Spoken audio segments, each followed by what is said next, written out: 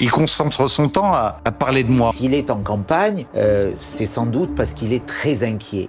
À 2 mois des élections municipales, c'est à Nice qu'on s'envoie déjà les pires vacheries. Il illustre tellement ce que vous êtes, des petits scrogneux de rien du tout, là. Le maire sortant Christian Estrosi affronte son meilleur ennemi, Éric Ciotti, une bataille qui dépasse le champ politique pour les deux hommes qui se vouent une profonde détestation après avoir été un inséparable duo pendant plus de 2 décennies. On vous raconte les racines de cette rancœur personnelle et une histoire qui épouse aussi les tiraillements de la droite française.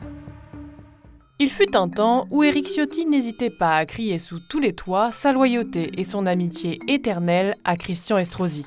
Christian, avec lequel je chemine depuis tant d'années, je veux te dire aussi mon engagement total à tes côtés.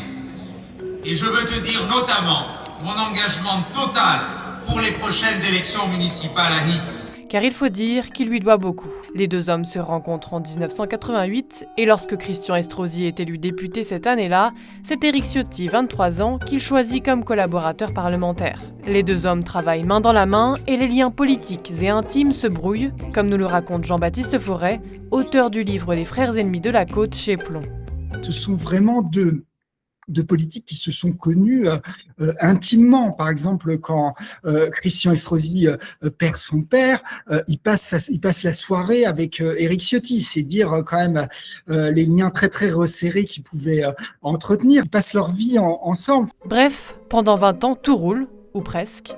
C'est le grand amour, ou presque. Mais en politique, il y a rarement de la place pour deux. Alors quand Éric Ciotti commence à prendre la lumière en devenant député en 2007, épaulé par Christian Estrosi, lorsqu'il devient président du Conseil général des Alpes-Maritimes, un poste que lui a légué le même Christian Estrosi, Ciotti devient de plus en plus un nom important. On parle de lui à l'UMP et jusque dans les couloirs de l'Élysée, et là, les choses se gâtent. C'est à partir du début des années 2010 qu'il commence à y avoir quand même des tirages entre les deux hommes. C'était un peu Santa Barbara quand même, hein. C'est-à-dire que tout le marigot niçois suivait ses relations au jour le jour avec des hauts, des bas, et puis il y avait quand même une alliance politique d'intérêt, c'est-à-dire que il n'avait aucun intérêt à faire exploser le fief qui s'était constitué tous les deux. C'est vrai qu'ils avaient tout gagné, la mairie de Nice, la métropole, les Alpes-Maritimes, enfin ils étaient les rois du pétrole.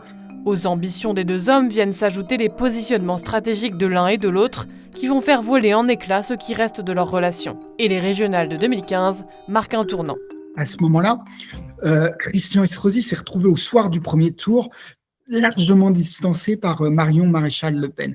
Et la seule façon pour lui de se raccrocher aux branches, c'était d'aller chercher les voix de gauche, de constituer un front républicain.